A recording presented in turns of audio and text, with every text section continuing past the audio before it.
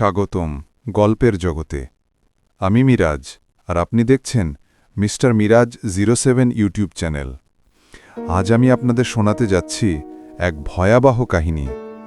ফিলিপাইনের অন্ধকার জঙ্গলে লুকিয়ে থাকা এক রহস্যময় সম্প্রদায়ের গল্প, যাদের অমানবিক রীতিনীতি আর রক্তচক্ষু পূজা মানুষকে করে তোলে বলির পাঠা। দুর্বল হৃদয়ের মানুষ, এই গল্প দেখার আগে সাবধান হয়ে বসুন। তাহলে চলুন শুরু করা যাক আজকের গল্প।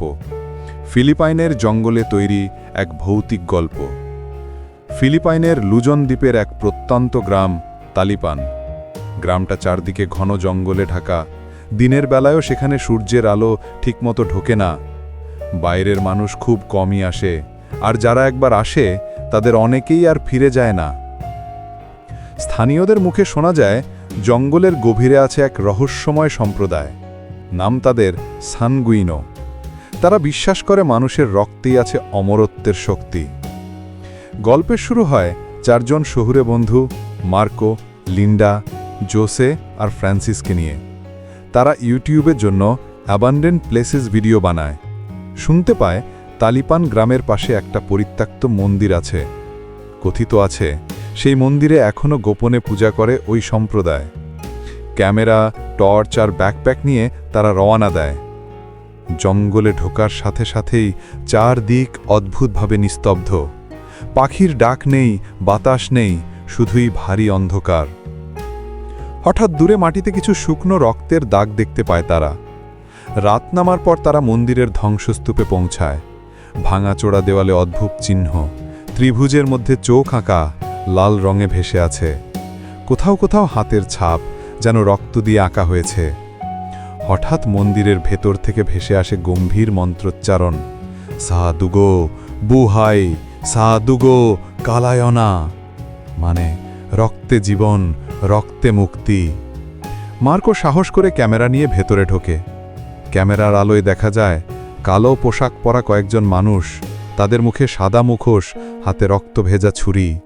মাঝখানে বাঁধা এক যুবক চিৎকার করছে, প্লিজ হেল্প মি। বন্ধুরা আতঙ্কে দৌড়ে পালাতে চেষ্টা করে, কিন্তু জঙ্গল যেন তাদের আটকে রাখে। একদিকে অদ্ভুত কণ্ঠ, অন্যদিকে কাঠের তৈরি ফাঁদ, যেন কেউ ইচ্ছে করেই তাদের ফাঁদে ফেলছে। লিন্ডা হঠাৎ পড়ে যায় এক দড়ির ফাঁদে। মুহূর্তের মধ্যে মুখোশধারীরা এসে তাকে টেনে নিয়ে যায়। তার শেষ চিৎকার শুধু বাতাসে ভেসে থাকে। মার্কো আর জোসেফ প্রাণপণে লড়াই করে পালানোর চেষ্টা করে। ফ্রান্সিস ক্যামেরাটা ফেলতে দিতে চায় না।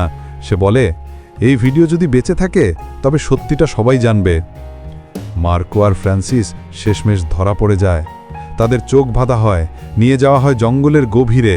সেখানে একটা গোপন গ্রাম, আসলে সানগুইনো সম্প্রদায়ের আস্তানা। হাজারো মুখোশধারী মশালের আলোয় গান গাইছে। মাঝখানে একটা বড় পাথরের বেদি, যেটা রক্তে রঞ্জিত।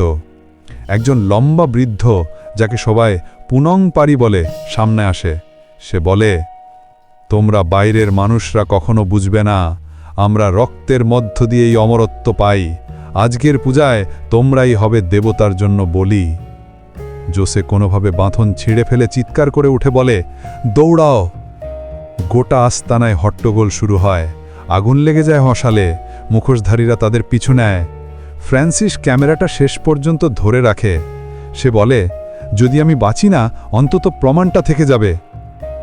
শেষ মুহূর্তে মার্কো জঙ্গলের বাইরে বেরিয়ে আসে, কিন্তু পেছনে তাকাতেই দেখে ফ্রান্সিসকে টেনে নিয়ে যাচ্ছে মুখোশধারীরা।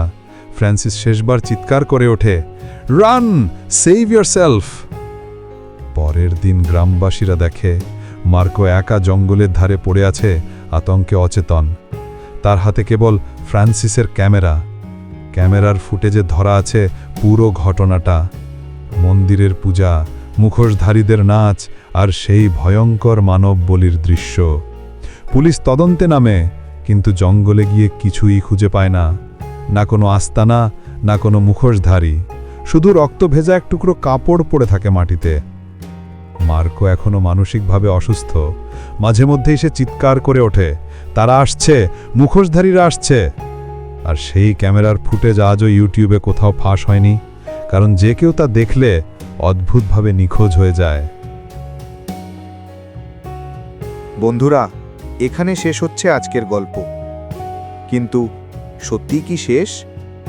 মার্কোর হাতে যে ক্যামেরা রয়ে গেছে তার ভেতরে এখনো অনেক অদেখা ফুটেজ আছে। সেই ফুটেজের মধ্যে কি আছে?